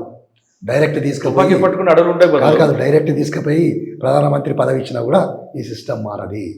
మీరు మీలాంటి అదే మాలాంటి వాళ్ళే. పదవి మీకు ఇచ్చినా కాదు, మీరు గ్రామాల్లోకి వచ్చి ఎన్నికల్లో పోటీ చేసి ప్రజలను చైతన్యపరచచ్చు కదా. ఇప్పుడు ప్రజల్ని చైతన్యపరచడానికి ఎన్నికల్ని పోవాల్సిన అవసరం ఏముంది? లేదు కదా. మరి అది మీరు ఒప్పుకుంటున్నారు కదా, ఆ? మీరే ఒప్పుకుంటున్నారు కదా, ప్రజలకు చైతన్యం చైతన్యపరచాలంటే ఎన్నికలు అవసరం లేదు. అదే చైతన్యపరచాల్సిన అవసరం ఉంది. మేము ప్రజలకు రావాలనుకున్నప్పుడు ఏంటంటే కొన్ని సమస్యలని నిర్బంధము, రకరకాల పరిస్థితులు, దాన్ని అంటే ఖచ్చితంగా ప్రజల సమస్యలు ఎప్పటికప్పుడు తెలుసుకొని వెంటనే దాని పరిష్కారం కోసం పనిచేయాల్సిన అవసరం ఉంది. మేము అనేది ఏంటంటే ఈ ఇప్పుడు మీరు ఒక మాట చెప్పారు, ఉం. ప్రజలకి సమస్యలు మారుతున్నాయి కాబట్టి దానికి అనుగుణంగా పనిచేయాల్సిన అవసరం ఉందంటున్నారు. ఉంది. ఆ లైన్ మీరు మర్చిపోయారు అన్నది వాస్తవం కాదు. ఇట్లా మనం మీరు ఎప్పుడుదో 1989 చూస్తున్నారు తప్ప ఇది శతాబ్దం మారింది, దశాబ్దాలకు వస్తున్నాం, మన 21 శతాబ్దం దాడుతున్నాం. ఇక్కడ ఉన్న ప్రజలకు ఏం సమస్య అనేది మీరు ఐడెంటిఫై చేసి మీరు కానీ ఆ లైన్లో వెళ్ళి ఉంటే ప్రజలు ఇప్పటికీ మీకు ఆదరిస్తారు కదా. ఆదరిస్తారు. మరి ఎందుకు మర్చిపోయారు? మీరు ఎప్పుడుదో మర్చిపోలేదు. మర్చిపోయినామని ఎందుకంటారు మీరు? కానీ కానీ ఎందుకు మరి విడిచిపెట్టారు? ఎప్పటికప్పుడు మా సీసీ వాళ్ళు, పీబీ వాళ్ళు ఎప్పటికప్పుడు కూర్చొని మాట్లాడము, తీర్మానాలు చేయడము, సర్క్యులర్స్ రూపొందించడము, అవి కింది వరకు రావడము. దీంతో ఇప్పుడు అవి అమలు చేయాల్సిన కాడ కొంత అమలు కాకపోవడము. కారణం ఏందనుకున్నప్పుడు ఏంటంటే ఒకప్పుడు జనరేషన్ అయితే ఇప్పుడు లేదు. అంతా అంటే అడవిలోకి వెళ్ళిన లోతట్ట ప్రాంతంలోకి. అక్కడున్న జనరేషన్లో మేము ఉన్నాం ఆ ప్రజలలో. అనుకున్నప్పుడు ఆ ప్రజలకు అంత అంటే ఇక్కడ మైదాన ప్రాంతాల్లో ప్రజల్ని ఆర్గనైజేషన్ ఎంత చైతన్యం మనకు లేదు. మళ్ళీ తీసుకురావాలి కదా మీరే. అదే మేమే పెంచాలి అనుకున్నప్పుడు ఏంటంటే మేము వాళ్ళ ఎంబడి ఉండి చేయాల్సిన అవసరం ఉన్నది. సరే, మీరు మైదాన ప్రాంత ప్రజలకు అనుగుణంగా చేయట్లేదు, కానీ అడవి ప్రాంతంలో ఉన్న ప్రజలకు ఏమైనా చైతన్యపరిచారా మీరు? చాలా. ఇప్పుడు మేము ఎక్కడైతే పనిచేసినామో అక్కడ మీకు ఇదంతేందుకు దక్షిణ బస్తర్లో ఎన్ని అభివృద్ధి కార్యక్రమాలు చేపట్టినామో అందరికీ తెలుసు. అక్కడ పోయి విలేకరులు చాలామంది జర్నలిస్టులు పోయి చూసిండ్రు, అన్నీ చేసిండ్రు. ఏంటి ఒకటి చెప్పండి. వ్యవసాయాన్ని డెవలప్ చేయించినాం కదా, జనధన సర్కార్ అన్ని జనధన సర్కార్లు ఏర్పాటు చేసినాం. ప్రజల్ని సమిష్టి వ్యవసాయం చేయిస్తాం. ఇప్పటికి కూడా ప్రజలు వాళ్ళకు వాళ్ళే 4-5 కుటుంబాలు కలిసి భూమిని దున్నుకుంటారు, అందరు కలిసి దాన్ని కోస్తారు, ఎవరిది వాళ్ళు తీసుకుంటారు. ఒకవేళ ప్రజలకు ఏదన్నా భూమి కావాలంటే కూడా వాళ్ళే అందరూ అక్కడ కంటి వాళ్ళు మాట్లాడుకుంటారు, భూమి లేని వాళ్ళకు భూమి ఇప్పిస్తారు, ఇవన్నీ చేస్తూ ఉంటారు. కానీ మీరు అనుకుంటున్నారు, కానీ అక్కడ ప్రజలు మేము విద్య అందిస్తున్నాం, వైద్యం అందిస్తున్నాం, వాళ్ళకి ప్రతి సమస్యలను పరిష్కరిస్తున్నాం. జనధన సర్కారులు ముందు ప్రాథమిక దశలో బాగైంది, కానీ తర్వాత ఆ జనధన సర్కారు వల్లే ఆదివాసులు ఇబ్బంది పడుతున్నారనే విషయం ఒకటి వచ్చింది. ఎలా అంటే ఆధార్ కార్డు వద్దన్నారు మీరు. అక్కడ మీరు స్కూల్లో చదివిస్తున్న 5వ క్లాస్ వరకు పిల్లలకి, 5వ క్లాస్ తర్వాత పట్టణాలకు వస్తే వాళ్ళని ప్రభుత్వం అంగీకరించట్లేదు, మళ్ళీ తిరిగి 1వ క్లాస్కి వస్తున్నారు. తర్వాత వ్యవసాయం అంటున్నారు, వ్యవసాయం నేర్పించారు మీరు, మంచిదే, కానీ ఆధునిక వ్యవసాయ పద్ధతులు నేర్పించట్లేదు. మీరు ఇంకా పురాతన పద్ధతులు ఉన్నారు, దానివల్ల ఆదివాసులకు నష్టమే జరిగింది. ఇంకా చెరువులు గొలుసుకరు చెరువులు అభివృద్ధి చేశారు, మంచి సంతోషం, కానీ దానికి నిల్వ ప్రాంతాలు, రిజర్వాయర్లు కట్టాలనే ఆలోచన లేదు. దానికి కావాలంటే ఒక యంత్రాంగం కావాలి. ఆ యంత్రాంగం కావాలంటే మళ్ళీ మీరు ప్రభుత్వం మీద ఎందుకు కొన్ని జాగ్రత్తలు చెక్ డ్యామ్లు కట్టినాం కదా, కట్టించినాం. ఇప్పుడు దక్షిణలోనే కొన్ని ప్రాంతాల్లో చెక్ డ్యామ్లు కట్టి, ఇప్పుడు చెక్ డ్యామ్లు కట్టియడంలో, చిన్న డ్యాములు కట్టడంలో మాకు ఎలాంటి భిన్నాభిప్రాయం లేదు. కానీ పెద్ద ఆధార్ కార్డులు ఎందుకు పెద్ద ప్రాజెక్టులు కడితే మాత్రం వ్యతిరేకిస్తాం. ఆధార్ కార్డులు ఎందుకు వ్యతిరేకించారు? ఆధార్ కార్డు ఏం వ్యతిరేకించలేదు. ఏందో మరి మేమైతే రిక్రూట్ అయ్యే వాళ్ళని కూడా ఆధార్ కార్డు పట్టుకొని రావాలని చెప్తున్నాం. రేపు పొద్దున ఏదైనా అవసరం ఉంటే ఆధార్ కార్డు అవసరం ఉంటుంది, ప్రభుత్వం ఇట్లా తయారు చేసి. ఆధార్ కార్డు వద్దన్నారు, కానీ కొంతమంది ఆదివాసులు వెళ్ళి రహస్యంగా కూడా తీసుకున్న సంఘటనలు ఉన్నాయి. సరే, మీరు స్కూల్లో చదివిస్తున్నారన్న ఒకటి చెప్పండి. స్కూల్లో చదివించాక పిల్లలు పెరగాలి కదా, 5వ క్లాస్ తర్వాత పట్టణం రావాలి కదా, కానీ అక్కడ వాళ్ళు యాక్సెప్ట్ చేయనప్పుడు వాళ్ళు తిరిగి 1వ క్లాస్ చదవాలంటే వాళ్ళకి ఏం ఉపయోగం? కాదు, మా దగ్గర నేర్చుకున్నారని చెప్పి ఒక కోపమో వ్యతిరేకతనో దాంతోనే వాళ్ళు అట్లా చేస్తుండ్రు. కానీ వాళ్ళకున్న టాలెంట్ని బట్టి ఏ స్కూల్లో దాంట్లో వేయొచ్చు కదా, ఎందుకే ఏది ప్రభుత్వం అంటే పార్టీ ఇప్పుడు శాంతి చర్చలు అంటున్నారు కదా, అది 40 సంవత్సరాలు దండకారులు చేసిన అభివృద్ధి మీద కూడా చర్చించడానికి సిద్ధం ఉందా? ఉంది, పార్టీ చర్చిస్తుంది. ఖమ్మం నుంచి ఎక్కడికి వచ్చారు మీరు? ఖమ్మం నుండి మళ్ళీ 2012లో ఆదిలాబాద్ జిల్లా కార్యదర్శిగా వచ్చిన తర్వాత 2012 నుంచి 13-14 వరకు జిల్లా కార్యదర్శిగా పనిచేసినాం. ఎక్కడ? ఆదిలాబాద్లో. అప్పుడు 2 ఎన్కౌంటర్స్ అయినాయి మా మీద. ఎవరి? మంగిలం, అది కోమటి పంటల దగ్గర ఒకటి, మన అర్జున్ రోజు దగ్గర ఒకటి. అప్పుడు ఎవరికి ఏం కాలే. కానీ ఈ 14 తర్వాత ఏంటంటే అప్పటికి నా ఆరోగ్యం కొద్దిగా క్షీణించింది, సమస్య అవుతుంది నడవడానికి. కానీ లేకపోతే తిరగడానికి కానీ ఇలాంటి సమస్య అవుతుంది కనుక జిల్లా ప్లీనం జరిపి భాస్కర్ని కార్యదర్శి చేసాం. భాస్కర్ని కార్యదర్శి చేసి నేను తెలంగాణ అధికార పత్రిక ఉంది కదా ప్రజావిముక్తి, ఆ ప్రజావిముక్తి పత్రికకు బాధ్యతగా తీసుకొని అదొకటిను సింగరేణి కోల్ బెల్ట్ కమిటీ అది కార్యదర్శిగా పనిచేస్తూ నేను అప్పటి నుండి ఏంటంటే నేషనల్ పార్కుల్లో ఉంటాం. నేషనల్ పార్క్ అప్పుడప్పుడు మీటింగ్స్ వస్తూ ఉండేది 1 ఇయర్కి ఒకసారి. తర్వాత ఏమైందంటే 2021 నుంచి మీటింగ్స్ కూడా రావడం బంద్ చేసిన, నడవడం చాలా సమస్య. అంటే ఇప్పుడు నేషనల్ పార్క్ మీరు రాష్ట్ర కదా, ఆదిలాబాద్ జిల్లా నుంచి నేషనల్ పార్క్ ఎన్ని కిలోమీటర్లు? ఆదిలాబాద్ నుంచి నేషనల్ పార్క్ ఎన్ని కిలోమీటర్లు? ఆదిలాబాద్ నుండి ఇలా నడుచుకొని వెళ్ళేవారా? నడుచుకొని వెళ్తాం. ఎన్ని రోజులు పట్టింది? 5 రోజులు పడుతుంది. మీకు అంటే మంచిగా నడితే 5 రోజులు పడుతుంది, కొద్దిగా స్లోగా నడితే 10 రోజులు కూడా పడుతుంది. ఇప్పుడు ఇక్కడి నుంచి వెళ్ళి ఇక పోతూనే ఉండాలి లగాతారు. ఎలాగ వెళ్ళేవారు? అడవిలోంచి ఏ గ్రామాలతో చూసుకుంటూ వెళ్ళేవారు? నడుచుకుంటే వెళ్ళాల్సింది. ఏ గ్రామాల మీద? ఇక పోతాం, ఇక గ్రామాల ఎందుకంటే దాంట్లో భోజనం అది భోజనం వండుకుంటాం. మీరు మాటలోని ఎందుకు ఎక్కువగా ఉన్నారు? వాళ్ళు అది ఒక కేంద్రంగా చేసుకొని ఉన్నారు. దాన్ని ఏంటంటే పొలిట్ బ్యూరో ఆలోచించి మిగతా సీసీ వాళ్ళు ఆలోచించి 2-3 కేంద్రాలు ఏర్పాటు చేయాల్సిన అవసరం ఉండే. మాటలో మీకు 2 రాష్ట్రాలు కలుస్తాయి. ఒకటి ఛత్తీస్గఢ్ ఎక్కువ భూభాగం ఉంటుంది, మరొకటి గచ్చిరౌలి మహారాష్ట్ర భూభాగం ఉంటుంది. ఈ 2 రాష్ట్ర పోలీసుల్లో ఎవరి వైపు నుంచి ఎక్కువ ఒత్తిడి? ఒత్తిడి 2 వైపుల నుంచి ఒత్తిడి. మహారాష్ట్ర ఉండేదా లేదంటే మహారాష్ట్ర నుంచి వెళ్ళి కొద్దిగా ముందు నుంచి అది ఒత్తిడి ఎక్కువ ఉంటుంది. తర్వాత ఛత్తీస్గఢ్ నుంచి కూడా ఒత్తిడి. ఈ 2 రాష్ట్ర పోలీసులు ఎవరు బాగా మీకు? C60 వాళ్ళు వస్తారు కదా మహారాష్ట్ర నుంచి వెళ్ళి, ఇక్కడికి వచ్చే వరకు DRG ఫోర్స్, తర్వాత కోయా కమాండోస్ అని చెప్పి, ఇంకేదో బస్తర్ బెటాలియం అని చెప్పి, అలా రకరకాల C60 వాళ్ళు వస్తారు. అది ఇక్కడ మన ఇంతకుముందు గ్రామం సెటిల్ ఉన్నాం, అది కూడా అక్కడ అట్లా. మహారాష్ట్రలో జరిగిన 2 ఎన్కౌంటర్ ఎలా తప్పించుకున్నారు? తప్పించుకోవడం అంటే నేను తప్పించుకోవడం కాదు, అక్కడున్న దళము లేకపోతే అక్కడున్న పిఎల్. ఏం జరిగింది ఒక్కటి చెప్పండి. ఇప్పుడు మేము అక్కడ ఉన్నట్టు ఎవరు ఎక్కడున్నారు? మేమా ఎక్కడున్నాము మొత్తానికి అయితే ఉన్నాం. కానీ ఉదయం జరిగింది, సాయంత్రం అదా మధ్యాహ్నం జరిగింది. అట్లా ఇన్ఫర్మేషన్ పోయి మీ చుట్టూ 2-3 దళాలు ఉంటాయి కదా? అట్లేం లేదు. ఇప్పుడు ఏదైనా అంటే ఏదైనా మీటింగ్ జరుగుతుంది అనుకున్నప్పుడు అవుటర్ పెడతాం. ఇప్పుడు మీటింగ్ కాకుండా దళమే ఉందనుకో, ఊర్లకు పోవడం, మీటింగ్ వేయడము, రావడము అని అనుకున్నప్పుడు ఒకటే దళం కనుక ఒకటే సెంట్రీ ఉంటుంది, దానికి అవుటర్ పెట్టాల్సిన అవసరం లేదు. అట్లా చేసేవాళ్ళం. అంటే మీకు అక్కడ 2 సార్లు తప్పించుకోవడానికి గ్రామస్తులు అంటే మేమున్న పిఎల్ ఉంటుంది కదా, ఆ సభ్యులు కూడా ఫైరింగ్ చేసుకుంటూనే వచ్చినాం. ఫైరింగ్ చేయకపోతే తప్పించుకోవడం సాధ్యం కాదు కదా. ఇప్పుడున్న పరిస్థితి వేరు, అప్పుడున్న పరిస్థితి వేరు. అప్పుడు ఉండేదేనంటే ఒకవైపు నుంచి వెళ్ళే పోలీసులు వచ్చేది, లేదా 2 వైపుల నుంచి వచ్చేది. ఇప్పుడు అట్లా కాదు, చుట్టుముట్టాన్ని చేసే పరిస్థితి కనుక ఇప్పుడు ఒకసారి ఫైరింగ్ ఏంటంటే వెళ్ళడం అనుకున్నప్పుడు ఏంటంటే చాలా కష్టమే. వెళ్తున్నారు కానీ బయటికి చాలా కష్టం. అన్న, ఈ సుదీర్ఘ ప్రయాణంలో మీ సహచరులు, మీ సమకాలికలు, మీకన్నా బాగా అనుబంధం ఉన్న వాళ్ళందరూ ప్రాణాలు కోల్పోయారు. చాలా మంది కోల్పోయారు. ఇప్పుడు ఏమనిపించింది? బాధ అనిపిస్తుంది. ఏమనిపిస్తుంది? మేము ప్రజల కోసం పనిచేస్తున్నాం, అసలు మమ్మల్ని ఎందుకు చంపుతుండ్రు? ఇప్పుడు చంపే వాళ్ళకైనా అర్థం కావాలి, చంపించేవాడికి క్లియర్ ఎందుకు చంపిస్తున్నాం. కానీ చంపే వాళ్ళకు మాత్రం తెలియదు. మేము ఏదో ద్రోహులమనో, లేకపోతే వీళ్ళు అభివృద్ధి నిరోధకులను, లేకపోతే వీళ్ళు ఉండడం సమాజానికి ప్రమాదమనో, ఇట్లాంటి వాళ్ళ బుర్రలో నింపుతూ ఉంటారు. కానీ వాస్తవంగా ఒక్కసారి ఆలోచించండి, మావోయిస్టు పార్టీ ఉంది, ఎవరికన్నా 1000 కోట్ల రూపాయలు స్విస్ బ్యాంకులో ఉన్నాయా? 100 కోట్ల రూపాయలు బ్యాంక్ అకౌంట్లు ఉన్నాయా? లేకపోతే 1000 ఎకరాల పేర్ల మీద ఉన్నాయా భూములు? వాళ్ళు ఏమన్నా పర్యావరణం నాశనం చేస్తుండ్రా? ప్రకృతిని విధ్వంసం చేస్తుండ్రా? ప్రజల్ని నిర్వాసితులు చేస్తుండ్రా? లేకపోతే ఈ ఖనిజ సంపదలన్నింటినీ కార్పొరేట్ శక్తులకు, బహుళజాతి సంస్థలకు, సామ్రాజ్యవాదులకు అప్పగించి విదేశాలకు తరలిస్తుండ్రా? ఎందుకు చంపుతుండ్రు? ఓకే, నేను అడగండి. మీ చేతుల్లో కూడా చాలా మంది సిఆర్పిఎఫ్ పోలీసులు చనిపోయిందంటే ఒక్క నిమిషం, అంటే వాళ్ళ కుటుంబాలు ఉండవా? మీరు చెప్పండి.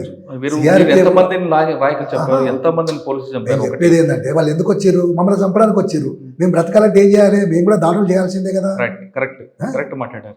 అసలు మీరు తుపాకీ పట్టుకోకుండా మీరు యుద్ధం చేస్తే పోలీసుల మీద నేను ముందే చెప్పిన మాట్లాడేటప్పుడు, ఈ దోపిడీ ప్రభుత్వాలకు ఎట్లయితే వాళ్ళని కాపాడడానికి సైన్యం ఉందో, దోపిడీ సైన్యము, ప్రజలకు కూడా ఒక ప్రజా సైన్యం కావాలి కనుకనే ఆ ప్రజా సైన్యాన్ని మేము ఏర్పాటు చేస్తున్నాం. అంటే ప్రజలు మీకు ఎవరు అడిగారు సైన్యం కావాలని? ఇప్పుడు అడగలేదే. ప్రజలు అడుగుడు కాదు, ప్రజలకు సైన్యం ఉండాల్సిందే. సైన్యం ఉండాలి మీరు అంటున్నారు. వాళ్ళు ఇప్పుడు ఒక్క నిమిషం అన్న, సైన్యం ఉండాలి మీరు అంటున్నారు, కానీ మీరు పొరుగు దేశాలు తీసుకున్నా, తెలంగాణ తీసుకున్నా, కొన్ని సమస్యలు వచ్చినప్పుడు ప్రజల చేతులు తుపాకీలు లేవు, కర్రలు లేవు, కానీ వాళ్ళే రోడ్డు మీదకి వచ్చి పోరాటం చేశారు. మీకు ఉదాహరణకి శ్రీలంక అవ్వచ్చు, నేపాల్ అవ్వచ్చు, బంగ్లాదేశ్ అవ్వచ్చు, తెలంగాణ ఉద్యమం అవ్వచ్చు, ఇన్నైనా సరే దానికి ఎక్కడ సైన్యం తీసుకోలేదు. వాళ్ళ సమస్యను రోడ్డు మీదకి ఇచ్చి గొంతెత్తి వాళ్ళ సమస్య సాధించుకున్నారు. రేపు ఇక్కడ కూడా అట్లా జరుగుతుంది, జరగదని నేను అనను. ఎందుకంటే కొద్దిగా లేట్గా జరుగుతుంది. ఇక్కడ ఇప్పుడు శ్రీలంకలో జరిగింది, బంగ్లాదేశ్లో జరిగింది, నేపాల్లో జరిగింది. ప్రజలు తిరగబడతారు, తిరగబడి తరిమి కొడతారు. ప్రజలు తిరగబడ్డప్పుడు సైన్యం అవసరం లేదు, అప్పుడు ప్రజల సైన్యాన్ని కూడా తరిమి కొడతారు కదా. కానీ అప్పటిదాకానైతే ప్రజల్ని కాపాడుకోవడానికి అయితే సైన్యం అవసరమే కదా. వీళ్ళందరూ వస్తూనే ఉంటారు, దాడులు చేస్తూనే ఉంటారు. ఎవరి కోసం వీళ్ళు చేసేది? ఇప్పుడు ప్రజల కోసం కాదు. మీ చేతులు చనిపోయిన వాళ్ళు కూడా మన దేశం వాళ్ళే కదా. వాళ్ళు కూడా మేము ఏమంటున్నాం, వాళ్ళు మన దేశం వాళ్ళే, మన పోలీసులే, మన రైతాంగ బిడ్డలో, కార్మిక బిడ్డలో, ఉద్యోగస్తుల బిడ్డలో, వాళ్ళు పేదవాళ్ళే. మేము వాళ్ళని చంపాలనుకోము. ఎప్పుడు కూడా మేము పోలీసులు మా శత్రువుగా భావించాము. కాకపోతే ఏంటంటే మా మీద దాడి చేయడానికి వచ్చినప్పుడు మేము తప్పుకోవాలంటే ఖచ్చితంగా చేయాల్సింది. ఓకే, చేశారు. మిమ్మల్ని చంపాలని పోలీసులు చంపాలని మేము పోలీసులు చంపాలనుకో. సరే, మీకు మీ ఆత్మరక్షణలో భాగంగా మీ ఇద్దరి మధ్యన ఆదివాసీలు వీళ్ళందరూ కూడా నలిగిపోయారు కదా. లేదు, తప్పది. ఇప్పుడు మేము ఏర్పాటు చేసిన ప్రజా సైన్యంలో మిలిషియా వాళ్ళు ఉన్నారు, కావాల్సినంతమంది మిలిషియా వాళ్ళు. వాళ్ళు అక్కడ పుట్టి పెరిగిన వాళ్ళే కదా. ప్రతి ఒక్కరు కూడా ఎర్ర సైన్యంలోకి రావడానికి సిద్ధపడతా ఉంటారు. ఇప్పుడు దాదాపుగా ఒక 6 నెలలు కర్రగొట్టను మొత్తం ఆక్రమించుకున్నది సైన్యాలు, లక్షలాది తోటాలు కాల్చిండ్రు. కానీ 6 నెలలు మరి తిండి ఎక్కడి నుంచి వచ్చింది? అన్ని 600 మందికి. ప్రజల సహకారం లేకుంటే సాధ్యమవుతుందా? ప్రజల సహకారం లేదు, మేము బాగా గెలిచినామని చెప్పి ఆత్మసంతృప్తి కోసం ప్రచారం చేసుకునే వాళ్ళు ఉన్నారు. కానీ మీరు ఇంకో క్వశ్చన్ అడిగారు నాకు, మేము ఎక్కడైనా కణజాలు దోచుకున్నామా, మా అకౌంట్ స్విస్ బ్యాంక్ అకౌంట్లో మాకు డబ్బులు ఉన్నాయని. కానీ ఇటీవల కాలంలో పార్టీ సరెండర్ అవుతున్న క్రమంలో కోట్లాది రూపాయలు విలువైన నగదు కానీ, కోట్లాది రూపాయలు విలువైన బంగారం, తుపాకులు, డంపులు ఉన్నాయని అంటున్నారు. పేపర్లో చూసి చెప్తున్నారండి. అంత డబ్బు ఉంటే చాలా బాగుండేది. అంటే ప్రజల కోసం దాచింది, మీకోసం కాదు. ఆ నిధులు అనేవి ప్రజల కోసం పోరాటంలో భాగం తప్ప మీ వ్యక్తిగత కారణాలకి, వ్యక్తిగత అవసరాలు కాదు. అన్ని 100 కోట్ల రూపాయలు పార్టీ దగ్గర లేవు. అంత బంగారం కూడా లేదు. ఎంత ఉంటుంది? 10-25 కోట్ల దాకా ఉండొచ్చు. నేను ఉండే అని చెప్పాను. ఆ డబ్బులన్నీ ఎక్కడ ఉంటాయి? బ్యాంకులో ఉంటాయా? బ్యాంకులో ఉంటాయి, అది వెళ్ళే ఉంటాయి. అంటే 2000 రూపాయల నోటు కనుమరుగు అయిపోయింది కదా, మరి ఎలా? ఇప్పుడు లేవు అవి మార్చేసినాం కదా. మార్చినాం అంటే ఎక్కువగా బంగారం రూపాయలు మార్చారంట, వాస్తవం? లేదు, బంగారం ఇటీవల కాలంలో వస్తున్న తుపాకులన్నీ కూడా పాత తుపాకులు, అసలు కొత్త తుపాకులు చాలా ఉన్నాయి పార్టీ దగ్గర. పాత తుపాకులు కొత్త తుపాకులు అనేది కాదు, కానీ తుపాకులు తీసుకుపోయి దొంగిపోవడం అనేది సరైనది కాదు. పార్టీ ఏం చెప్తుందంటే అనారోగ్యంతో ఉన్న కామ్రేడ్స్ కానీ, లేకపోతే వయసు పైబడ్డ కామ్రేడ్స్ కానీ బయటికి వెళ్ళండి, వెళ్ళి రహస్యంగా గడపాలి, ఉండాలి. ఒకటి, రహస్యంగా ఉండలేని వాళ్ళు బహిరంగం అవుతారు, అది వేరే విషయం. కానీ తుపాకులు తీసుకొని వాళ్ళ ప్రాణాలను కాపాడుకోవడం కోసము అక్కడున్న క్యాడర్ని అంతా మోటివేషన్ చేసి పోయి లొంగిపోవడం అనేది సరైనది కాదు. అది దాన్ని మేము లొంగుబాటు అంటాం. ఈరోజు చంద్రన్ వచ్చింది కావచ్చు, నేను వచ్చినా కావచ్చు, లేకపోతే అంతకుముందు సంజీవ్ వచ్చింది కావచ్చు, లేకపోతే సుజాతకు వచ్చింది, ఇట్లా చాలామంది వచ్చారు. వాళ్ళందరూ వచ్చింది సరే, వాళ్ళు ఎట్లా వచ్చిండ్రా ఏందనేది కాకుండా మా ఆరోగ్యాలు బాగలేక పార్టీ బయటికి వెళ్ళాలన్నది. కానీ పార్టీ సరెండర్ కమ్మని చెప్పలేదు. ఏం చెప్పింది? రహస్యంగా ఉండాలని చెప్పింది. మేము చెప్పినాం రహస్యంగా ఉండే పరిస్థితి మాకు లేదు, మమ్మల్ని ఎవరు పెట్టుకోరు. అందుకని ఏంటంటే మేము బహిరంగం అవుతాం. ఈ ప్రక్రియ అందుకే మేము బహిరంగం అవుతాం. కాకపోతే ఏంటంటే ఒకప్పుడు రహస్యంగా పార్టీలో పనిచేస్తూ సాయుధ పోరాటం చేసినాం. మేము అప్పుడు ప్రజలనే ఉన్నాము, ఇప్పుడు ప్రజలనే ఉన్నాము. మేము జనజీవన స్రవంతిలో కలుస్తుండ్రు అంటే అది తప్పే. ఎందుకంటే అప్పుడు కూడా జనంలో ఉన్నాం కదా. జనంలో లేని వాడు వచ్చి జనంలో కలిస్తే జనజీవన స్రవంతి అవుతుంది. అయితే మేమనేది ఏంటంటే అప్పుడు రహస్యంగా పనిచేసినాం, ఇప్పుడు బహిరంగంగా పనిచేస్తాం. ఇది కూడా మన ముఖ్యమంత్రి గారు రేవంత్ రెడ్డి గారు, అట్లాగే మన ఐజీ గారు వీళ్ళు ఇచ్చిన పిలుపు మేరకు మేము వచ్చినాం. ఎందుకంటే మేము అనేది ఏంటంటే ఒకవేళ మాకు విముక్తి ప్రాంతాలు ఉంటే మేము రాకపోతాం, చనిపోయేంత వరకు అక్కడే ఉంటాం. ప్రభుత్వం పిలిచింది కాబట్టి వచ్చారు. మా ఆరోగ్యాలు బాగలేవు, అందుకని ఏంటంటే లీగల్గా ఉండి ప్రజా పోరాటంలో మేము కూడా పాలు పంచుకుంటాం, ప్రజల కోసమే పనిచేస్తాం. మీరు ఆ పిలుపు ఆహ్వానించారు, వాళ్ళు ఆహ్వానించారు, మీరు ఆస్వాదించారు, వచ్చారు, చాలా సంతోషం, దానికి కాదనట్లేదు. కానీ ఇది లొంగుబాటు అని కూడా అనట్లేదు సార్. లొంగుబాటు మరి ఏమంటారు? అరెస్టా కాదు. మేము లొంగుబాటు అనే దానికి డెఫినేషన్ ఏంటిదంటే మీరే చెప్పాలి. ఎందుకంటే మీరు జర్నలిస్టులు కనుక మీకు చాలా జ్ఞానం ఉంటుంది. మేము మీరు చాలా తెలియగల వాళ్ళు. కానీ ఇప్పుడు మేము అనేది ఏంటంటే అన్నీ సక్రమంగా ఉండి ప్రాణభయంతో ఆయుధాలు పట్టుకొని మిగతా వాళ్ళని కూడా మోటివేషన్ చేసి తీసుకొచ్చి రాజ్యం ముంగట తల వంచిన వాళ్ళు లొంగుబాటని మేము అనుకుంటున్నాం, ఎందుకంటే ద్రోహం. కానీ మేము అనారోగ్యంతో ఉండి పార్టీ పర్మిషన్తోనే బయటికి రావడం వచ్చింది. కానీ అంతకుముందు ఏంది, రహస్యంగా సాయుధంగా పనిచేసినాం. కానీ ఈరోజు బహిరంగంగా చట్టబద్ధంగా ప్రజల పోరాటంలో భాగస్వామ్యం అవుతాం అనుకుంటాను. సరే, దాన్ని సరెండర్ ఎట్లా అంటారు మీరు? ఓకే, కానీ ఈ ప్రక్రియ ఎంతకాలం పట్టిందండి? ఇక్కడ వెళ్తున్నాం లొంగుబాటు కాదు, మేనే వెళ్ళిపోతున్నాం అని చెప్పాం, పార్టీకి చెప్పి రావడానికి శక్తి మేరకు పనిచేసినామండి.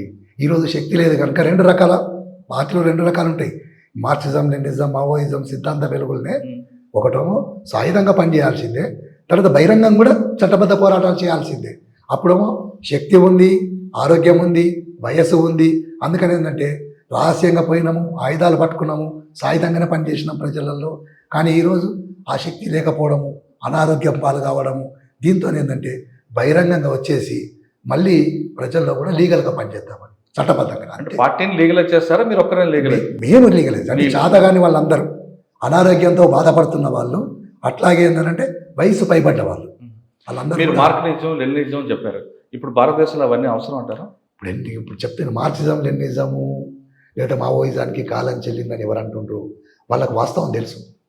ఇది కాలం చెల్లదు దీనికి, ఇది ఎప్పుడు నిత్య నూతనంగానే ఉంటుంది, రోజు రోజుకి ఇది అభివృద్ధి అవుతూనే ఉంటుంది, పరిస్థితులకు అనుగుణంగా ఇది మారుతూనే ఉంటుంది. సికాసా నుండి ట్రేడ్ యూనియన్గా వచ్చిన బండి ప్రకాష్ గారు గడ్చిరోలి నేషనల్ పార్క్ ఆ ప్రాంతంలో ఎక్కువ కాలం పనిచేశారు కదా, అక్కడ కూడా కొన్ని కంపెనీలు ఉన్నాయి, అక్కడ ఎందుకు ట్రేడ్ యూనియన్ స్టార్ట్ అవ్వలేదు? మరి అక్కడ కాదు, నేను తెలంగాణ రాష్ట్ర కమిటీ, అందుకని తెలంగాణలో ఉన్నదాన్ని నేను అంటుంది ఒక కేవలం బండి ప్రకాష్ గారు కాకుండా మిగతా మావోయిస్టులు కూడా చేయాల్సిందే. ఎందుకు చేయలేకపోయారు అక్కడ? అదే చేయాల్సింది, ఏమంటున్నా చేయకపోవడానికి కారణం ఏంది అనేది అక్కడున్న కామ్రేడ్స్కు తెలిసి ఉంటుంది, అది మనకైతే తెలియదు. ఇప్పుడు మీరు బయటకు వచ్చారు మీ అనారోగ్య సమస్యతో, సరెండర్ కాదు మీరే వచ్చి లొంగిపోయారు, ఏదైనా ఒకటి అనుకోవచ్చు. వచ్చిన తర్వాత మీకు ఇప్పుడు కూడా ఛత్తీస్గఢ్ ప్రాంతం కానీ ఒడిశా ప్రాంతంలో కానీ కొన్ని కంపెనీలు మీకు ఉద్యోగం ఇస్తామంటే మీరు వెళ్తారా? వెళ్ళరండి, నాకు చేతగానే వచ్చింది, ఇంకా నేను ఉద్యోగం ఎలా చేస్తాను? బ్రాండ్ అంబాసిడర్గా ఉండాలి? లేదు లేదు లేదు, తప్పది, అట్లా ఎన్నటికి జరగదు. సరే, ఖమ్మం తర్వాత ఆదిలాబాద్ తర్వాత మళ్ళీ ఒక్కటండి. ఇప్పుడు చాలామంది ఏంటంటే మార్క్సిజం లెనినిజం మావోయిజానికి కాలం చెల్లింది, మార్క్సిస్ట్ మహోపాధ్యాయులు చెప్పింది ఇప్పుడు పనికిరాదు అని చెప్పేది అంటుండ్రు. నిజం చెప్పాలంటే ఈ సమాజం మారుతుంది అనేది ఫ్యాక్ట్. ఎందుకనంటే ఆదిమ సమాజం నుంచి బానిస సమాజం ఏర్పడ్డది. బానిస సమాజంలో బానిస యజమానులు ఏమన్నారు, ఇదే శాశ్వతం అన్నారు. కానీ బానిస తిరుగుబాట్లు వచ్చి పెట్టుబడిదారు సమాజం వచ్చింది, ఫ్యూడల్ సమాజం వచ్చింది. ఫ్యూడల్స్ కూడా ఇదే శాశ్వతం అన్నారు. కానీ చేతి వృత్తులు డెవలప్ అయ్యి కారకాలను ఏర్పడి అప్పుడు కూడా ఏంటంటే ఈ ఫ్యూడల్ మీద తిరుగుబాట్లు చేసి పెట్టుబడిదారు సమాజం అయితే ఏర్పడింది. తర్వాత అది ఏమైంది, సామ్రాజ్యవాదంగా కూడా ఎదిగింది. కానీ పెట్టుబడిదారుల గర్భంలోనే కార్మిక వర్గం పుట్టింది, దీన్ని నాశనం చేసేది కదా. అనుకున్నప్పుడు ఏంది, మన కళ్ళమ్మడ కనబడ్డది ప్యారిస్ కమ్యూన్ ఏర్పడ్డది. అది తాత్కాలికంగానే 70 రోజులే ఉండొచ్చు, కానీ ఎన్నో మంచి తీర్మానాలు చేసింది వాళ్ళు. చుట్టూ ఉన్న పెట్టుబడిదారు దేశాలు ఏం చేసినాయి, ఇది ఇట్లాగే ఉంటే మన దగ్గర కూడా తిరుగుబాట్లు జరుగుతాయి అని చెప్పి కుట్ర చేసి 100 మందిని హత్య చేసేందుకు 10ల సంఖ్యలో ఊరి మీరు అన్నట్లుగా చెప్తే వినండి. అక్కడి నుంచి వెళ్ళి అది ఆగిందా రష్యాలో కదా, లెనిన్ స్టాలిన్ నాయకత్వంలో విప్లవ విజయవంతమైంది. 30 సంవత్సరాలు విప్లవ ఫలాలు అనుభవించారు. కానీ స్టాలిన్ వర్ణాంతరం ఏం జరిగింది, కుర్చేవ్ అధికారంలోకి వచ్చి రివిజనిస్ట్ దేశంగా మార్చిండు. కానీ అది అక్కడితో ఆగలేదు.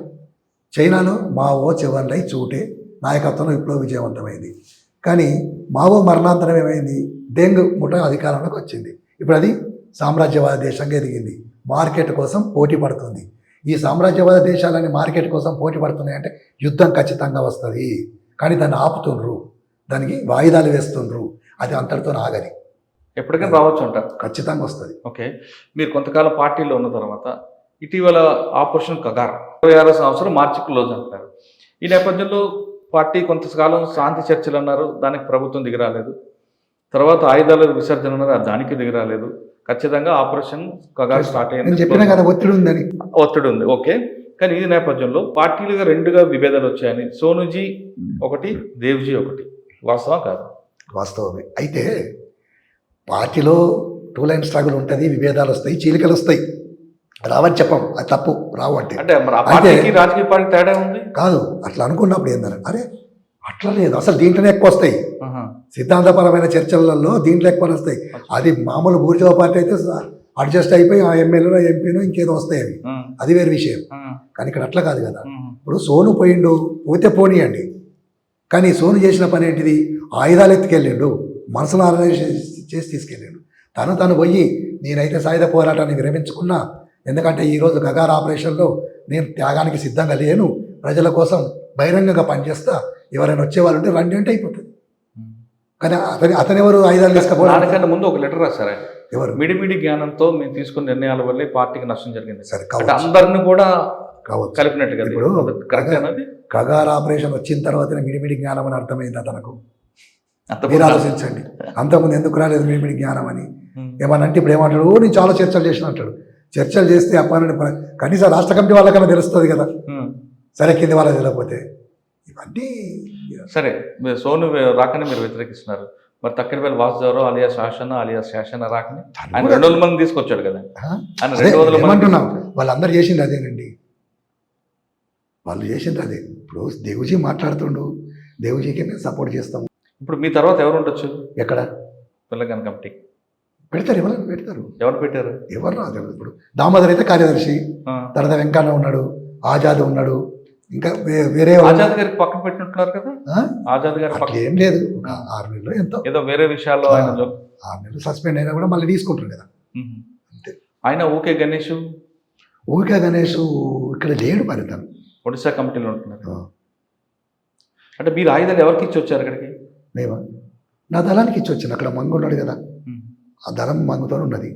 40 సంవత్సరాలు మీకు అడవి కాపాడింది కదా. అడవి నుంచి బయటకు వస్తున్నప్పుడు బాధ అనిపించలేదా? వాళ్ళని విడిచిపెట్టి చాలా బాధ అనిపించింది. ఏడవడం ఒకటే తక్కువ, కానీ తప్పది. ఎందుకంటే నేను ఒక్కడిని అక్కడ ఉంటే నా 10 మంది టీము నన్ను కాపాడడానికి ఉంటుంది. ప్రతిసారి ఇన్ని రోజులు వాళ్ళు కంటికి రెప్పలా కాపాడిండ్రు. కానీ నా ఒక్కడిని కాపాడడం కోసం వాళ్ళు చనిపోతారు, నేను చనిపోతాను.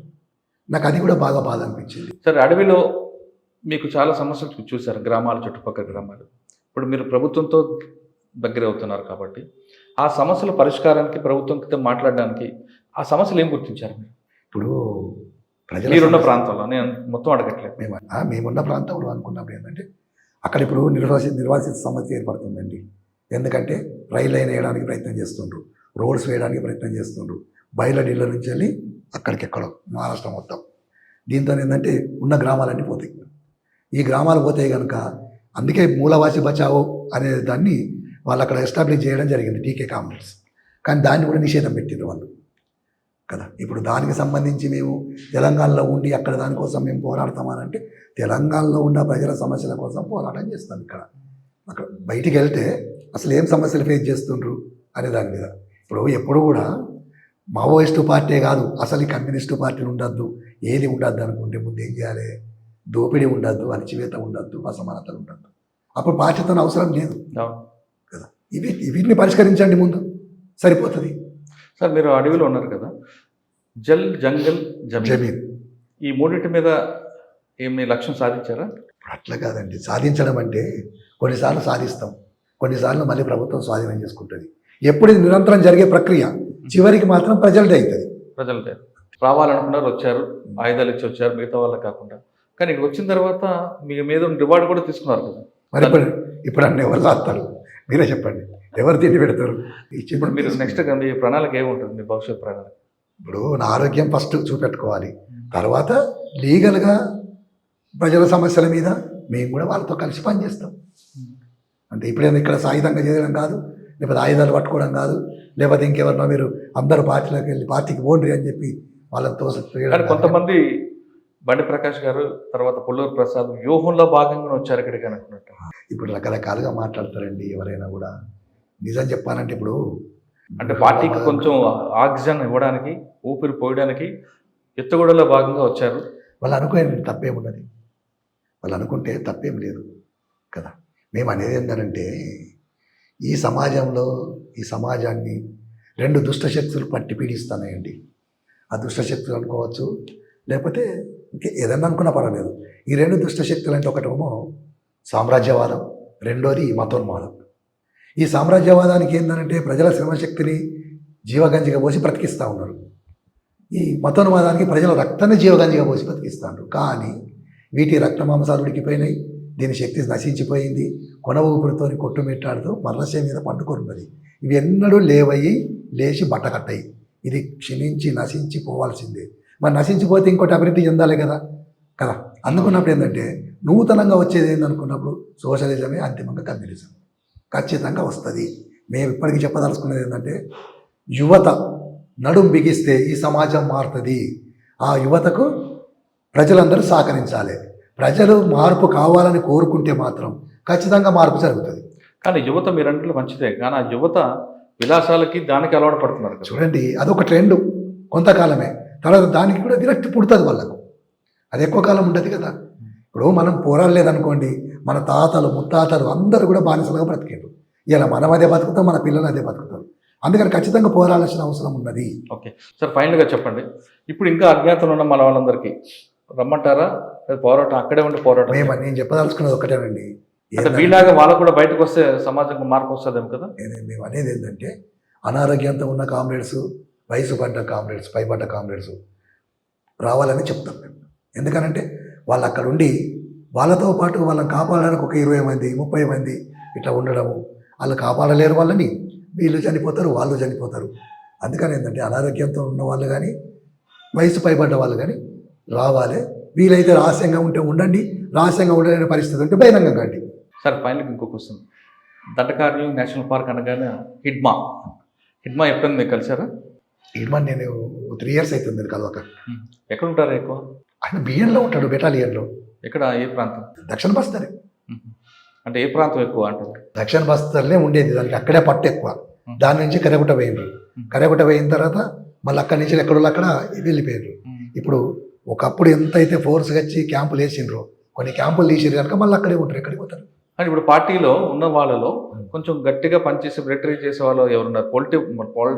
పొలిటికల్ కానీ మిలిటరీగా కానీ, అంటే వాళ్ళ మాటలు వింటే ఉత్తేజపరచే విధంగా, అదేవిధంగా మిలిటరీ ఆపరేషన్లో దిగితే గెరిల్లా వారిలో గట్టిగా పనిచేసే వాళ్ళు ఎవరున్నారు? ఇప్పుడు అట్లే కాదండి, హిడమాలంటేనే అక్కడ ఉన్న వాళ్ళందరికీ నమ్మకం వాళ్ళ అక్కడ. ఎందుకనంటే అతను అక్కడ పుట్టి పెరిగిన వ్యక్తి కనుక అతను చూస్తూనే ఉన్నారు. అతను పిలిపిస్తే చాలామంది మళ్ళీ పిఎల్జే సభ్యులుగా వస్తారు. అతనికి ఆ శక్తి ఉంది. మన వైపు నుంచి ఎవరున్నారు ఇక్కడ? మన వైపు నుంచి దామోదర్ ఉన్నాడు కదా, బడే చొక్కారావు, ఆయన చెప్తే వస్తారట. అంటే బడే చొక్కారావు మాట్లాడతారు. ప్రజలు పోరాటానికి ఎప్పుడు సిద్ధంగానే ఉంటారు. ఎందుకంటే ఈ బడే చొక్కారావు పిలుపు విని గ్రామాల అడవిలోకి వస్తారు, కానీ బడే చొక్కారావు గారు అమ్మ నాకు రారా నా బిడ్డ నేను చూస్తానంటుంది. రోజున ఎవరు వింటారు? ఇప్పుడు తల్లి ఎప్పుడైనా పిల్లల్ని రావాలి అని కోరుకుంటుంది కదా. ఆమె కోసం ఎవరు చూస్తారు అనుకున్నప్పుడు ఏంటంటే అక్కడున్న గ్రామం వాళ్ళు చూడాల్సిందే. ఎందుకంటే తన బిడ్డ ఈ దేశం కోసం పోయినప్పుడు కనీసం ఆమెకు ఇక్కడ అన్నం పెట్టచ్చు, ఓదార్చచ్చు, ఆదరించవచ్చు.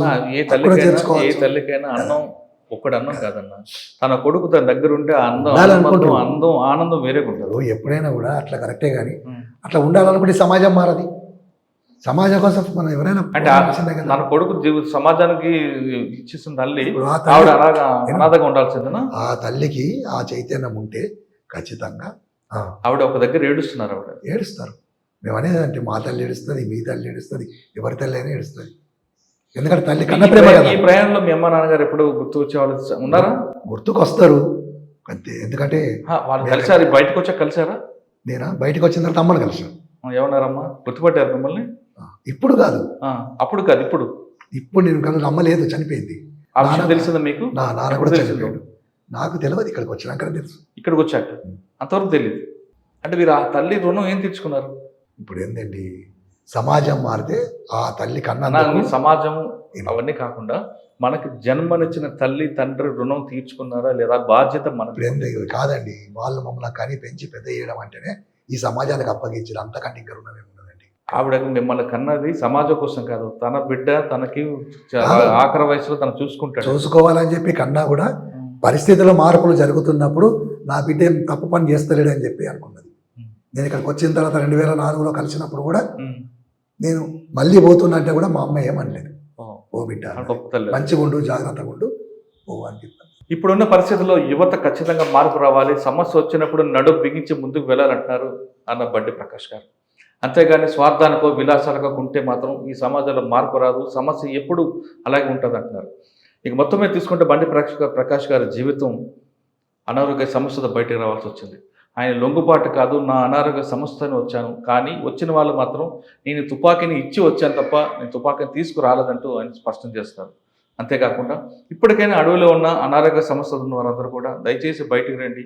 మీ వల్ల మిగతా వాళ్ళకు కూడా ప్రాణాలకు హాని కలిగే అవకాశం ఉంది కాబట్టి బయటికి రండి. రహస్య జీవితూ ఉంటారా లేదు ప్రజా జీవితంలో మరొకసారి మనం పోరాటం చేద్దామా అనే విషయం బండి ప్రకాష్ గారు చెప్తున్నారు. ఇది ఈ వారం బండి ప్రకాష్ గారితో ఎక్సలెంట్. వచ్చే వారం మరో గెస్ట్తో మళ్ళీ కలుద్దాం. అంతవరకు నమస్తే. థ్యాంక్ యూ అన్న. Thank you very much. నమస్తే. And for more videos, Please subscribe to iDream. Please subscribe to iDream. Please subscribe iDream. And please subscribe to iDream. For more videos, subscribe to iDream. please like, share and subscribe to the channel. Congratulations, iDream. Subscribe to iDream. Subscribe to iDream.